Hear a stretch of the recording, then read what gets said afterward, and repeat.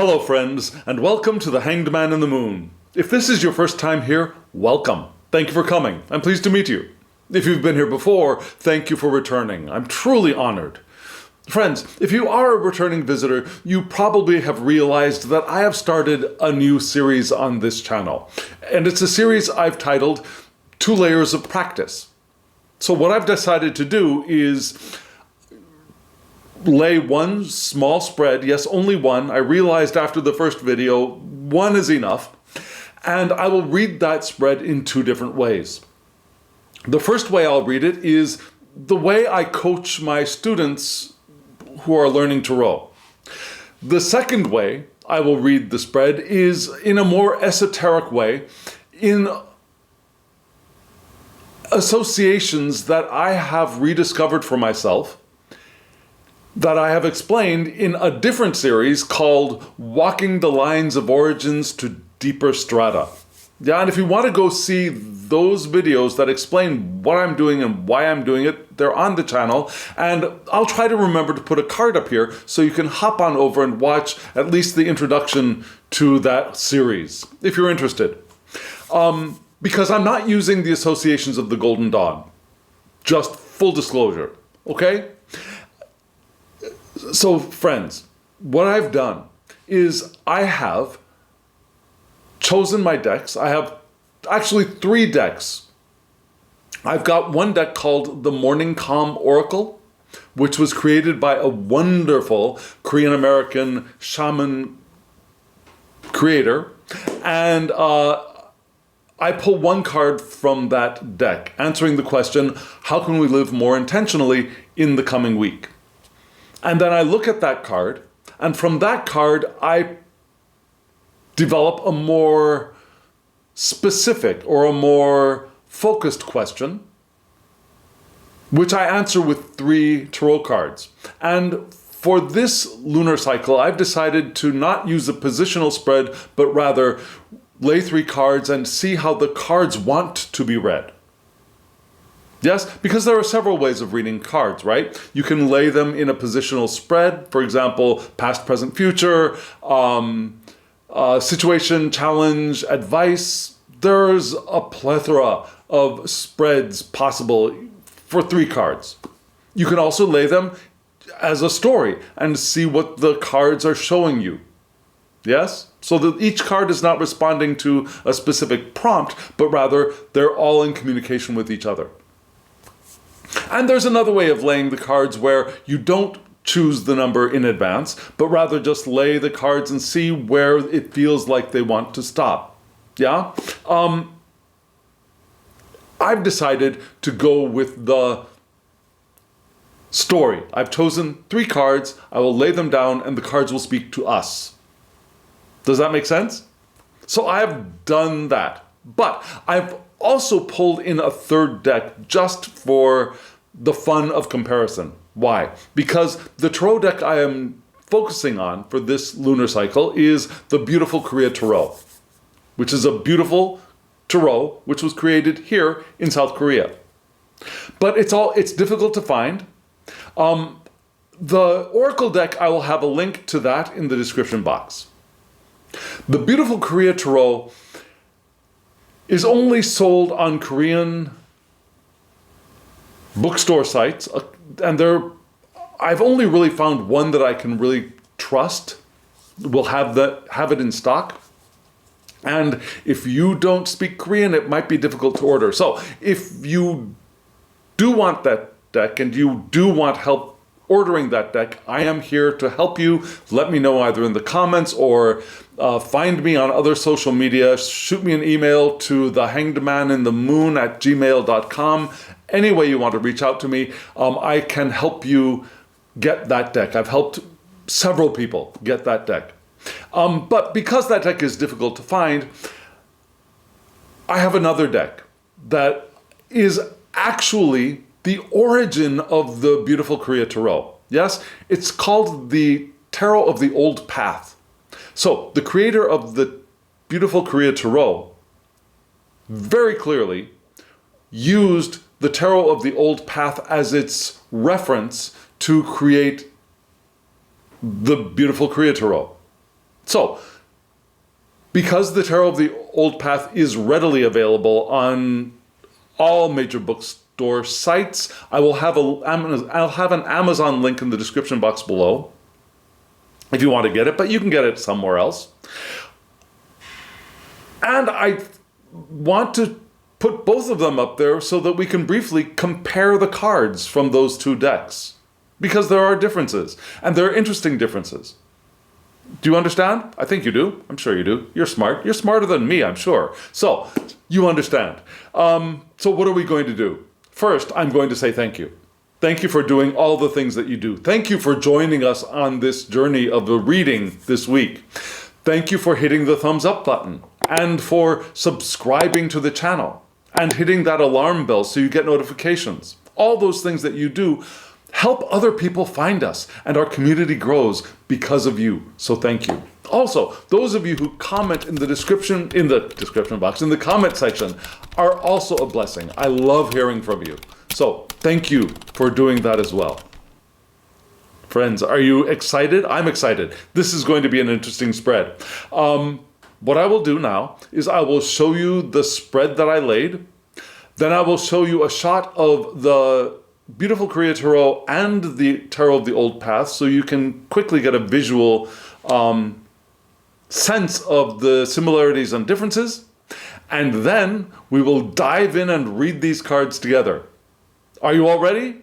Friends, here is this week's spread.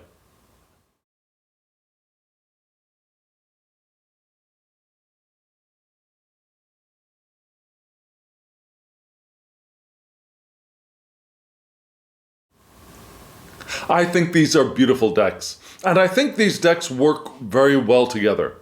Especially the Morning Calm Oracle and the beautiful Korea Tarot. But the Morning Calm Oracle also works nicely, I think, with the Tarot of the Old Path and several other decks. There are a couple of other Korean culture-based tarot decks out there, and might be something to look into. If you can't find or are not interested in asking for help ordering a deck, there are other possibilities out there. But I think those decks are just gorgeous, and I love using them together. Let's start off with the Oracle card. Yeah? Now this Oracle card is actually pretty simple and pretty modern. A lot of the cards in the deck are based in deep-rooted Korean tradition, and this one is very modern, right? What does it say? It says, stop. Yeah? The title of the card is Stop, and we've got a stop sign there. It's a very modern image, but one that we all recognize, I think, internationally, which is interesting. Isn't it interesting that this sign has become such an international sign? Right? So what does this card, well, what do we see in the card? We see this beautiful blue sky. We've got a path going through lush green grass and wildflowers, and there's a tree. There's a bench there for us to stop, right? To stop. And there's this big old stop sign. The guidebook tells us, or suggests to us, that we make a full stop now. So the very first answer to the question, how can we live our lives more intentionally in the coming week, is to stop. Just stop. Yeah? The guidebook continues by suggesting we stop whatever we are doing and assess or reassess. Take a look at what is going on before we make the next choice. Because the card or the guidebook does suggest that there are different choices that are possible. But first, stop and assess. Yeah?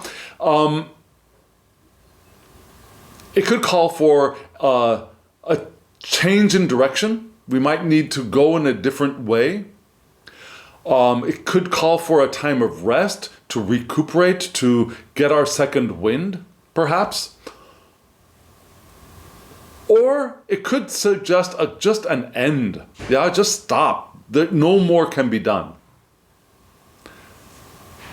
clarity is important for this card as well.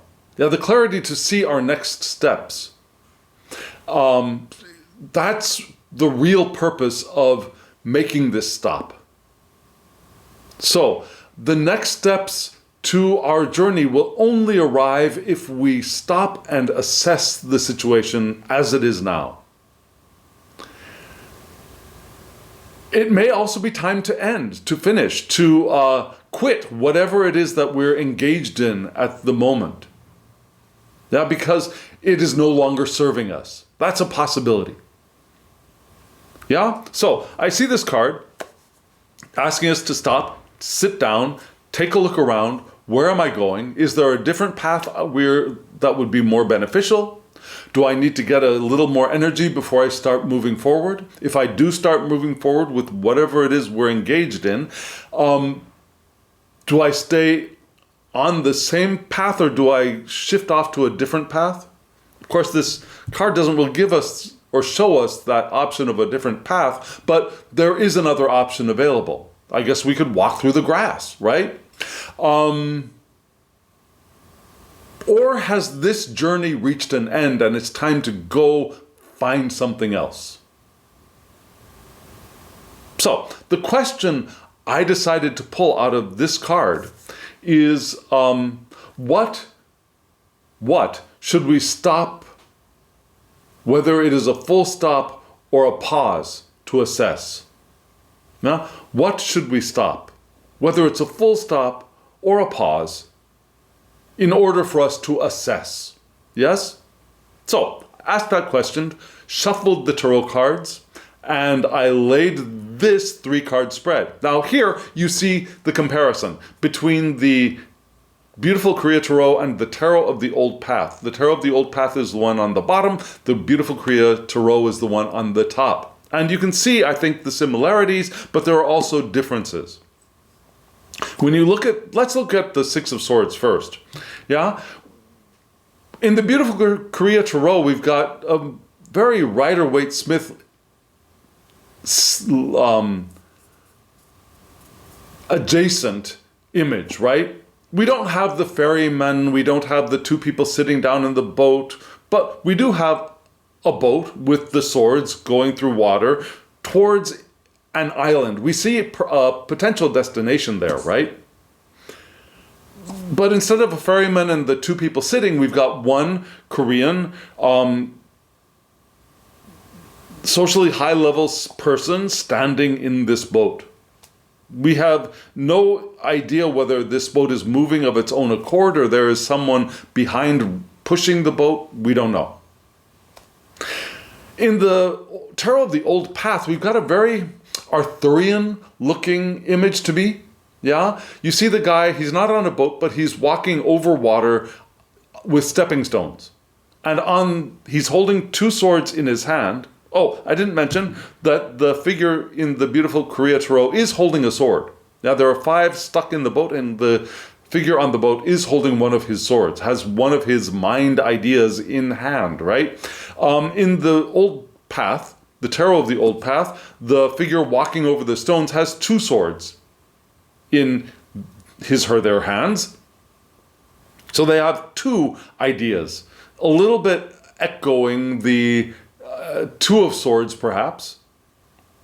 But you notice that the other 4 swords are coming up out of the water, reminding me of the Lady of the Lake and the Arthurian legend and Excalibur. Of course, Excalibur is a unique sword, and there are 4 here, so it's not exactly that. But I do get that echo of the Lady in the Lake bringing up a sword. So there's a much different feel to these swords being offered in the Tarot of the Old Path, and the moving on with some of our thoughts in the Beautiful Korea Tarot.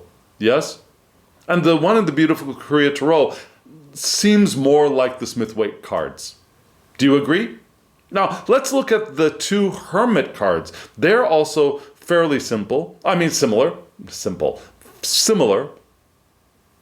We got the old guy in the mountains, right? But the Beautiful Korea Tarot, we've got they're both barefoot, right? That's interesting. And they're both barefoot in what looks like either a snowy or a partially snowy environment. The beautiful Korea Tarot really looks like a winter scene to me. The Tarot of the Old Path looks like a transition between winter to spring. To me, we can see the rabbit at the bottom of the Hermit, or the Wise One, for the Tarot of the Old Path, which is interesting. We see a butterfly in that card as well, underneath the cloak of the Wise One, who is also protecting a fire with their cloak. That's all very interesting. And that would read, I think, very differently for me than the Hermit from the beautiful Korea Tarot and the Smith-Waite deck. They both have very traditional looking lanterns. The beautiful Korea Tarot has a very traditional Korean lantern that perhaps a yangban or somebody who is a high-level scholarly person in Korea's society in the past would have used when walking at night. Yeah, it's a very common thing to see if you look at the historical TV series from Korea. If you like watching those, you will have seen this already. We also have the butterfly. We also have the book in the hand, which we'll get to in a little bit. Yeah? Now let's look at the Queens of Swords. Honestly, the Queen of Swords in the Tarot of the Old Path is a little confusing to me. We see the wind blowing her veil, which gives us a very airy, swords airy feel to it. But you see the wheat in her hand. She's holding the sword in one hand, and there's wheat out of that, which makes me think more of harvest and bounty, and not what I associate with the air. Yeah?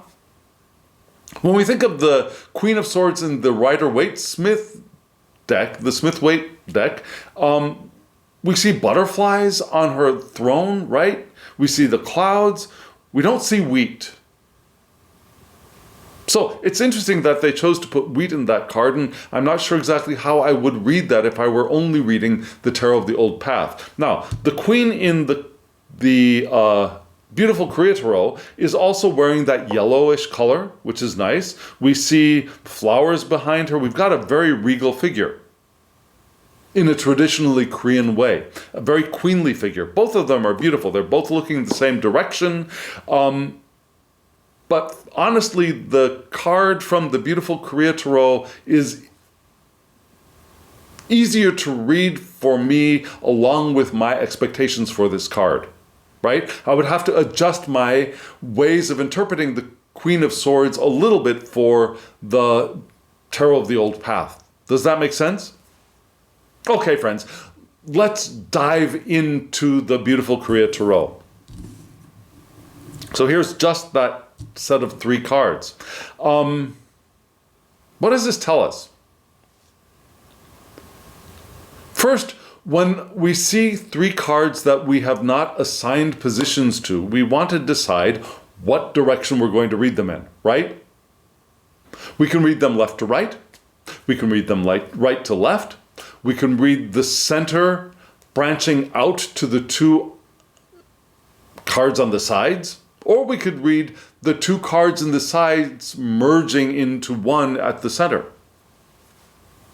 Those are 4 ways that I would commonly read a 3-card spread. Depending on the images that I see, the direction that people are looking, color choices, suits. Yeah, there are many indications that can point to one way of reading over another. So what do I see here? Well, the first thing that comes to mind is that both the Hermit and the Queen seem to be looking from right to left. Yes? And the 6 of Swords is moving from left to right. So, are they in opposition? That's possible. That was one thing that did come to mind when I saw these cards. But then something else dawned on me. Yeah, we have two swords there, right? Flanking the hermit. And the original oracle card and the question that I asked, what should we stop? Whether it's a pause or a full stop, what is it that we need to stop to assess? So the card that really does seem to say stop, yeah, is the Hermit card, which again was the Wise One card in the Tarot of the Old Path, but it's this Hermit card, right? So what needs to stop seems to be the two cards on the side. They need to stop as the Hermit stops. Does that make sense? Especially seeing as those two cards on the sides are both swords cards. So the first thing that comes to mind is the thing that we need to stop is this. It's the mind, it's the brain, it's the talking, it's the constantly thinking, the wheels turning, right?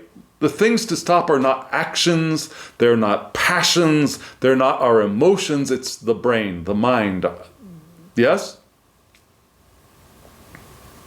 And so, what I think this spread is telling us, it's giving us two things to look at in our lives that we might want to stop, whether we're doing A or B. And then giving us what to do while we're stopping in the center. Can you see that in this spread? Yes? Okay, so let's talk image, yeah? So one thing that we're going to stop is the Six of Swords. What do we see? That feeling, that desire or need to move on. Yes?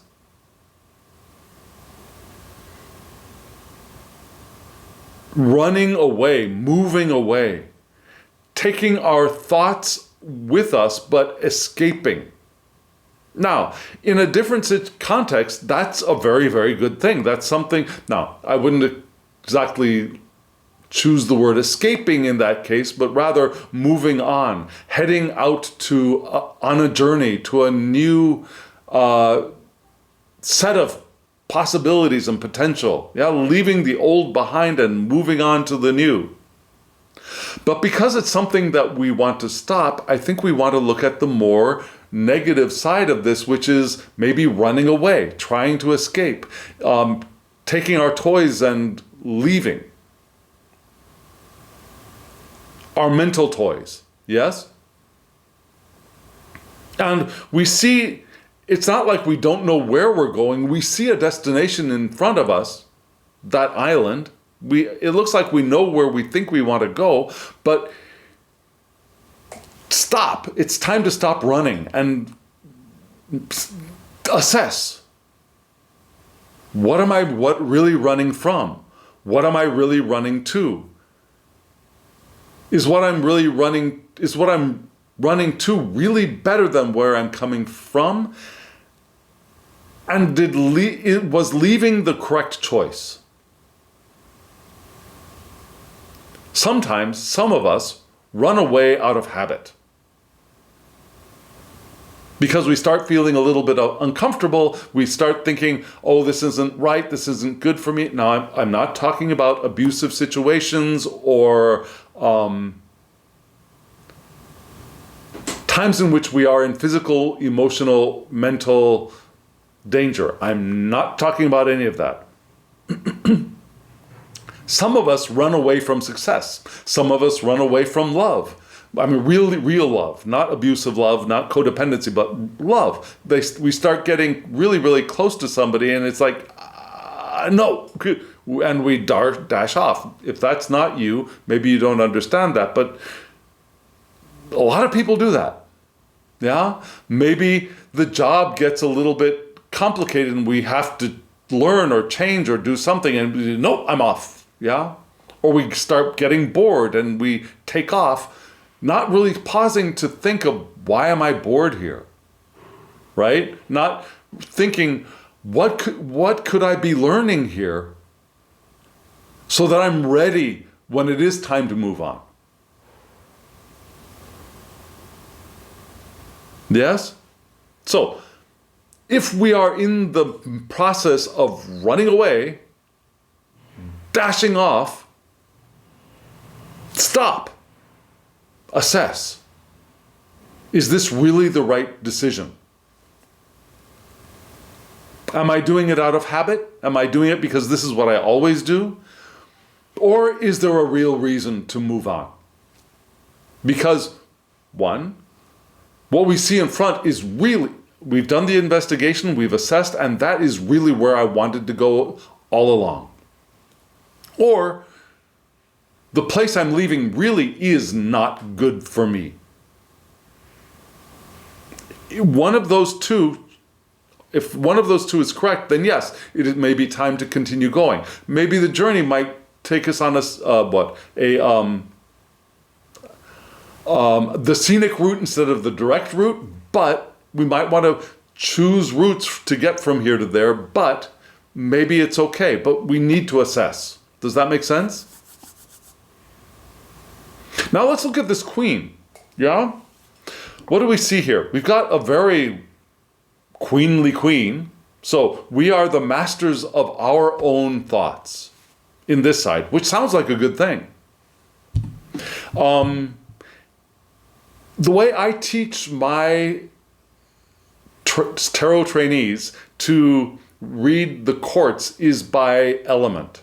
Yeah? So for me, for us, the first way of reading court cards for beginners is to think of all of the queens as water, as the water aspect or the watery aspect of their elemental suit. So swords are air and queens are water, so she is water of air. She is the emotional aspect of thought. So she thinks about emotions, and maybe her emotions affect her thoughts a little bit. We also think of the Queen of Swords as being direct, very sharp-witted, sometimes a little bit too sharp in criticism, oftentimes not putting up with other people's BS, bullshit. They will cut you if you are messing with them. Yes? And often she's seen as the widow or the lonely one. Yeah? Which could actually mean that her partner has died, of course, but it could also be that her partner has left, or it could be that she has pushed her partner away. Queens of Swords can be distant, can remove themselves from contact with other people, especially on a deep level. They'll be friends with you from afar, maybe, but they're not going to let you close. They're not going to let you in. Yeah? So, and you can see in this image here, she's got that little dagger here on her heart, right? She's protecting her heart with her thoughts, and she is going to keep people at bay. She's got the purity of white flowers behind her, right? She's got the purity of a winter flower. Now those look like camellias to me, which are winter flowers, right? She blossoms in the cold. And those little daggers that wealthy women wore in the period that these clothes are from were for one of two purposes. One is defense and the other is suicide. Yeah? To maintain their virtue, right? Sometimes suicide was the socially acceptable response. Just saying, that's what those little swords are. They would keep them here as part of their garment's ornament. Yeah, there'd be a little sword here, but that sword was for a purpose. to defend from attack or to prevent defilement, one way or the other. Yeah, so there's that image here in this card, which makes me think of pushing people away, being very defensive, yeah? Being very critical. So we want to maybe stop that as well and move into our inner hermit, right? And we see this hermit card, he's carrying his book. So we want to study, we want to assess, we want to think, and we want to realize that maybe we can use a little bit more information.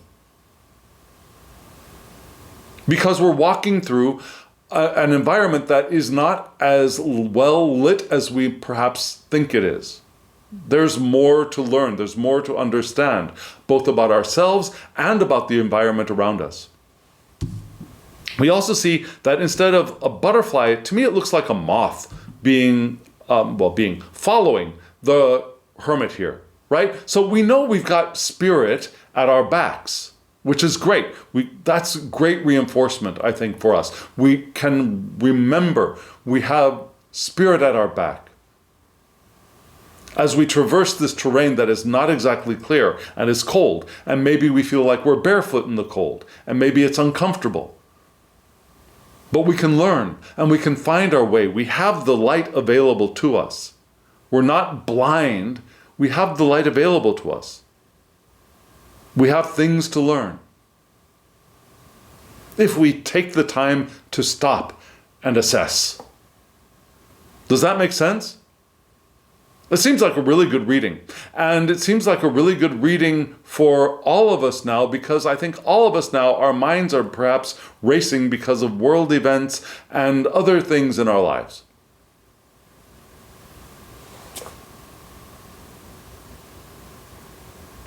So, pretty clear reading. Now, are you ready, friends? Are you ready to dive into another layer of reading this same spread? We're going to go with astrology. We're going to go with the same direction of reading. Yeah, we'll look at the two cards on the sides as things that we want to stop, and then the card in the center is going to educate us about the qualities of our stopping and assessing. Yes? So let's start off again with the Six of Swords. Now, the Six of Swords, for me now, is the third decan of Aquarius. Yeah? 4, 5s, and 6s, they are the fixed signs of each one of the suits. Fixed air is Aquarius. The third decan of Aquarius is keyed to Libra. So we have Libra's ruler is Venus. Venus is the ruler of Libra. So we have Venus in Aquarius. And we have the cardinal aspect of fixed air's vital attributes entering our spread. Yes, the cardinal aspect of fixed air's vital attributes with Venus in Aquarius. So upright, what is it saying? Well, orderly transitions, right? That makes sense. We have a strong desire for structure. We have a strong desire to achieve worthwhile, either scientific, social, or organizational goals. Aquarian things, yes. We're interested in psychology, maybe. We are interested in sociology. We're interested in human relations, interactions with other people, and the psychological aspects of all of those things. What are they thinking? What am I thinking? We could be extremely loyal with Venus being here. Loyalty, right? Loyal and responsible. Association is important for Venus in Aquarius. Yeah, Aquarius tends to be a little bit distant, removed, but because Venus is there, Venus, the relational planet, right? Our desire to associate with other people is stronger. We might have the qualities of a diplomat, being able to mediate and resolve situations, resolve conflicts.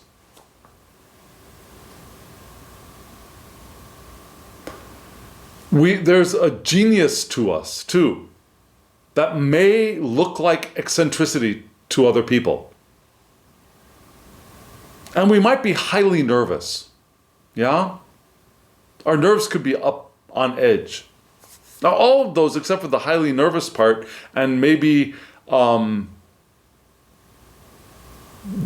seeming eccentric part, all seem very positive, right? So why would we need to stop those things?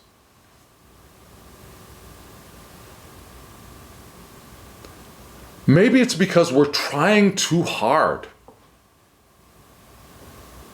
to move on, to achieve. Maybe we're trying too hard to try to get everybody to get along. Yes? Maybe our loyalty is misplaced. If we are attached to being loyal, maybe that loyalty is misplaced. And maybe our nerves are on edge. And so we need to stop and assess, right? So one question I might ask from that Six of Swords card is, how can clarity or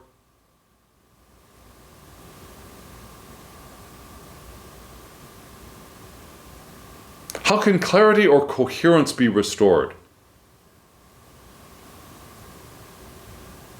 Yes? Because trying so hard to achieve, to do something worthwhile, to bring people together, to be loyal,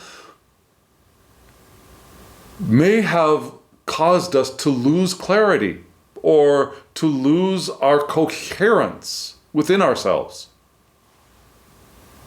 Now, this card being the third decan of Aquarius gives us an exaltation as another layer. Yes, the exaltation here is Saturn's exaltation in Libra, which is interesting, right? We're in the Libra decan of Aquarius. This decan that we're in with the Six of Swords is keyed to Libra, and Saturn is exalted in Libra. So order is restored through balance with Saturn in Libra. Yeah, Saturn, order, boundaries, structure. Libra, balance. Yeah, order is restored through balance. Our thoughts are reorganized and reframed, yes? Our transitions are structured instead of just running off. And our mental structures are resolved by being fair, by acting in justice, by following the balance of the scales.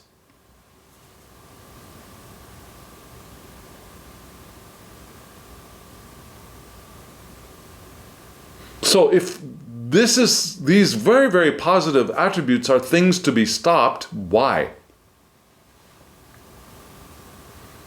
Perhaps our need for structure, our need for balance has become excessive. Sometimes balance is not the best. Sometimes cold justice is not the best. Yes? Sometimes the scales need to be tipped in favor of the dispossessed or the disenfranchised or the othered. Right? So maybe our need for balance, for structure, for reorganization is distracting us from the truth. And so stop trying to do so much with the mind, right?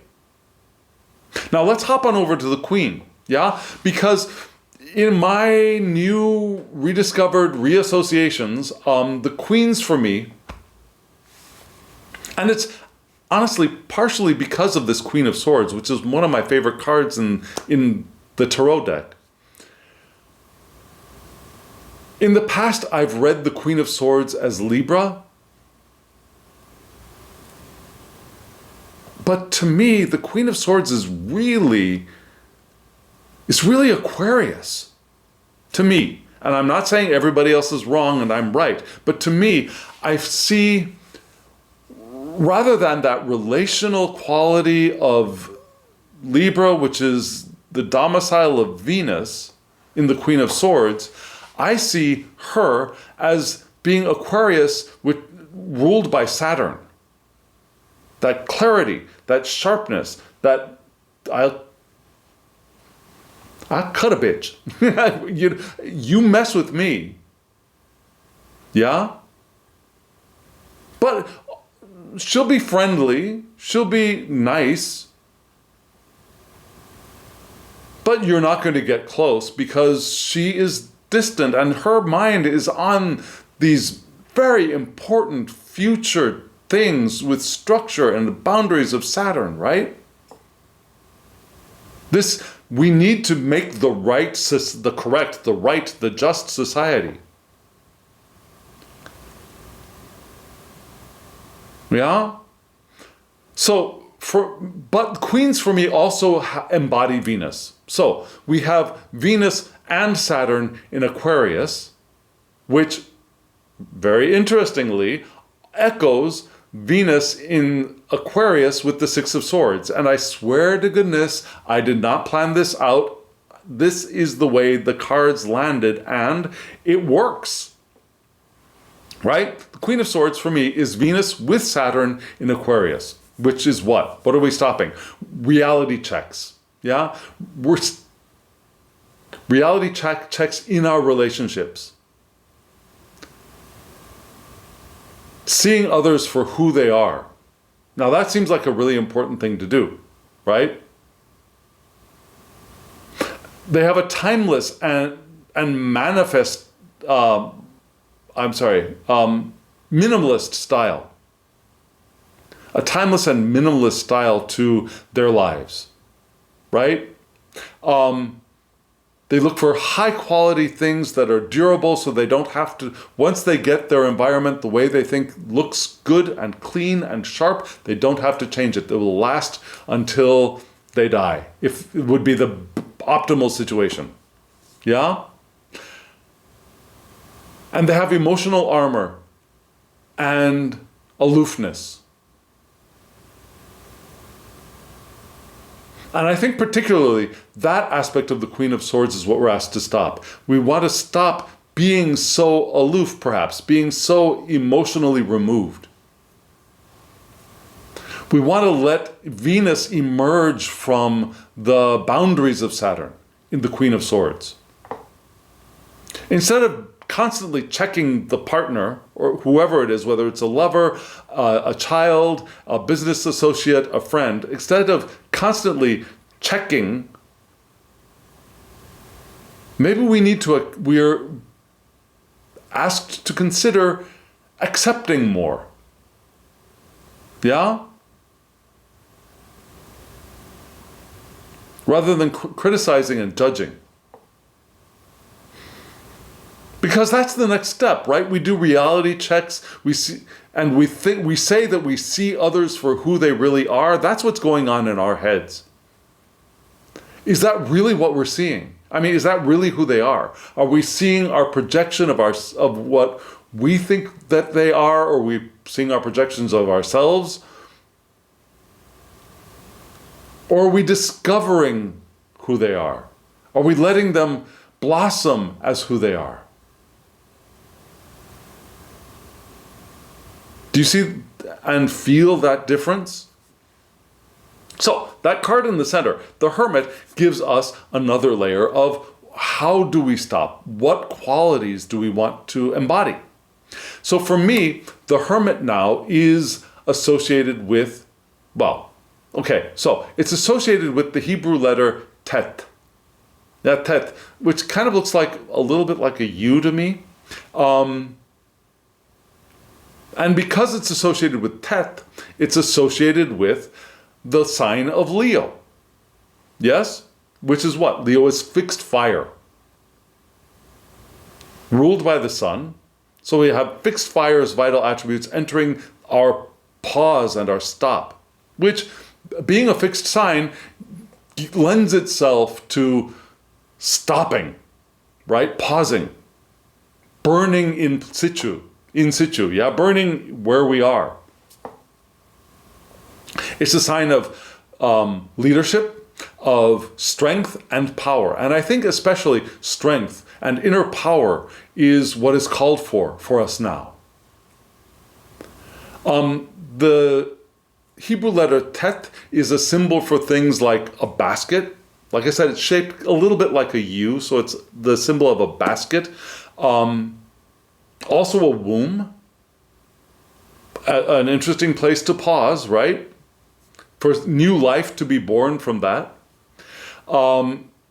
It's also the symbol of a serpent, yeah? Not a completed Ouroboros, but a serpent taking a look at its own tail and maybe thinking, I could eat that.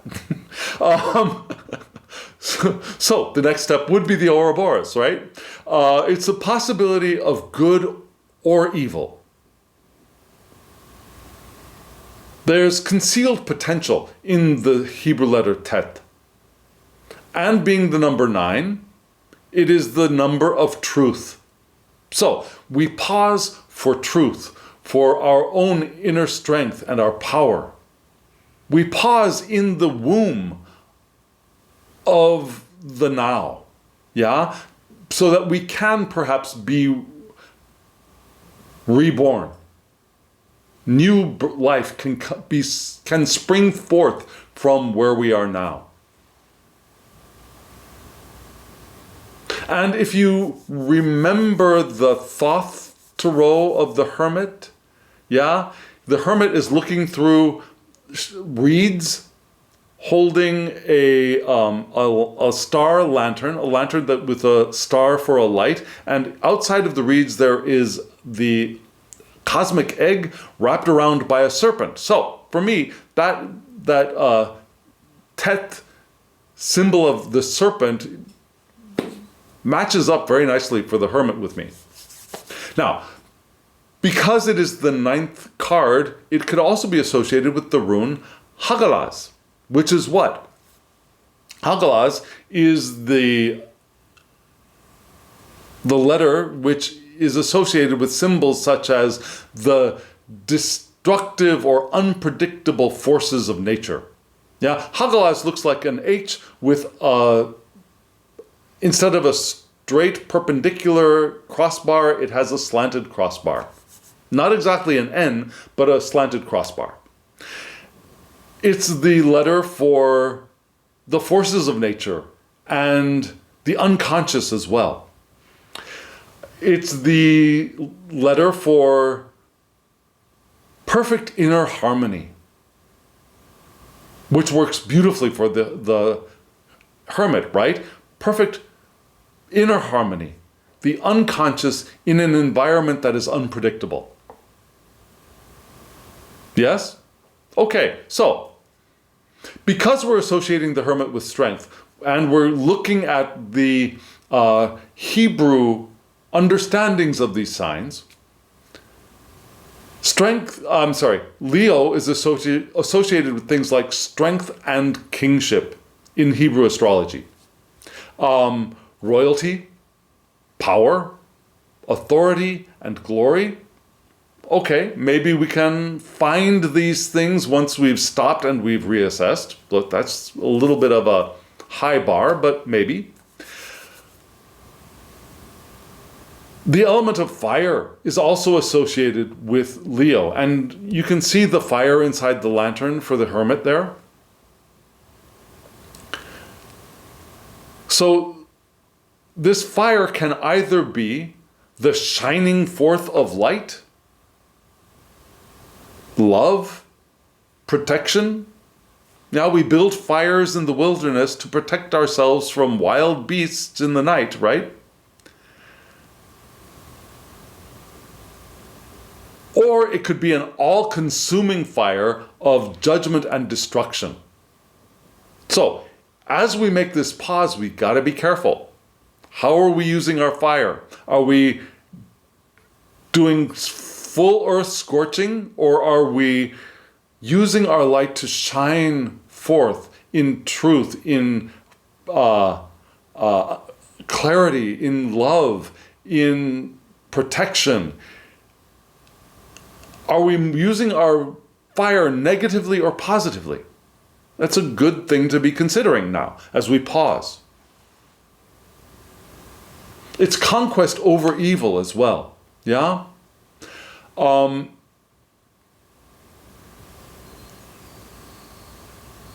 Ancient description of the constellation of Leo often show it stepping on the head of a hydra or a dragon, yeah? So the serpent constellation is crushed by the figure of the lion Leo. Also, the Hebrew astrology points to 3:15 in Genesis, chapter 3, verse 15, which is about the enmity between the serpent and the woman, yeah, Eve and the serpent, and that Eve's child will tread on the head of the serpent. That's also an association in Hebrew astrology.